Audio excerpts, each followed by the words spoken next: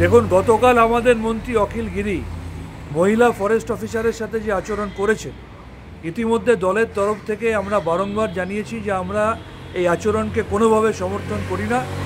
আমরা এটার প্রতিবাদ করেছি, বিরোধিতা করেছি এবং আমাদের মাননীয় বনমন্ত্রী বীরভা হাসদা ইতিমধ্যেই সেই মহিলা অফিসারের সাথেও যোগাযোগ করেছেন। আর আজ দলের নির্দেশে আমাদের দলের রাজ্য সভাপতি তথা রাজ্যসভার সাংসদ সুব্রত বক্সী তিনি টেলিফোনে অখিল গিরির সাথে যোগাযোগ করে নির্দেশ দিয়েছেন। দলের তরফ থেকে তাকে বলা হয়েছে অবিলম্বে সেই মহিলা ফরেস্ট অফিসারের কাছে ক্ষমা চাইতে এবং দলের কাছে তার পদত্যাগপত্র পাঠিয়ে দিতে।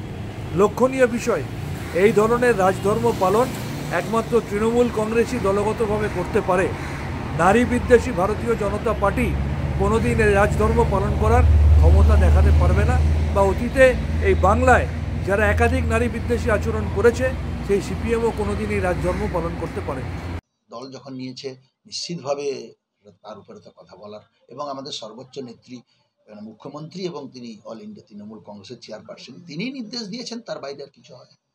কি পরিস্থিতিতে হয়েছিল কিছু জানতে চাইনি, শুধু সুব্রত বক্সী আমাকে বলেছেন গতকাল ঘটনাটা তিনি সারাক্ষণ ধরে টেলিভিশনে দেখেছেন, তিনি নির্দেশ দিয়েছেন পদত্যাগ করতে, তাই আমি পদত্যাগ করে দিচ্ছি। সেই নির্দেশটাই আমাদের কাছে বহাল। পদত্যাগ করতে সুব্রত বক্সীকে বলেছে, সুব্রত বক্সী আমাকে টেলিফোনে বলেছে তোমাকে মন্ত্রিসভা থেকে পদত্যাগ করতে বলেছে। নিশ্চিতভাবে মুখ্যমন্ত্রী আমাকে এই কথাই বলেছেন, মুখ্যমন্ত্রী সারাক্ষণ টিভি দেখেছেন, টিভি দেখে পদত্যাগ করতে বলেছে। সেটা তো মুখ্যমন্ত্রীও তো দলের সুপ্রিমো, অল ইন্ডিয়া তৃণমূল কংগ্রেসের প্রেসিডেন্ট চেয়ারপারসন, রাজ্য সভাপতিকে বলেছেন, রাজ্য সভাপতি আমাকে বলেছে আমি পদত্যাগ করে দিচ্ছি। দল বুঝবে, কিন্তু কঠোর হলে হবে।